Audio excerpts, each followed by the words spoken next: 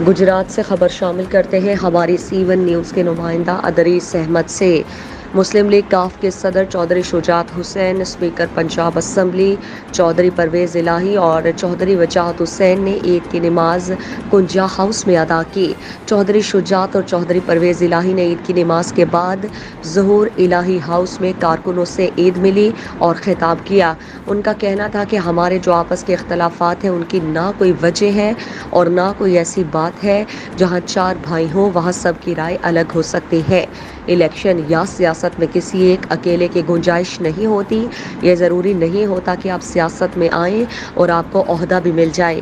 چودھری شجاعت صاحب نے بہت محنت کی تب جا کے ان کا نام پہلی دفعہ ضلع کونسل کے الیکشن کے لیے نامزد ہوا۔ عہدوں کا فائدہ اس وقت ہوتا ہے جب ساتھ عزت ہو، آپ کے کام بھی تبھی نظر آتے ہیں۔ انہوں نے کہا کہ میں تو اللہ تعالیٰ سے یہی کہتا ہوں کہ جو بھی عہدہ دے عزت سے دے، اگر عزت نہیں تو کچھ نہیں۔ جب ہم سیاست میں آئے تو 18 سال کے بعد چودھری شجاعت صاحب وزیر بنے اور چودھری ظہور الہی نے ہمیں ایک ہی بات سکھائی ہے، بڑے کی عزت کرنی ہے۔ آخر میں سب کارکنوں نے ایک دوسرے کو عید کی مبارکباد دی۔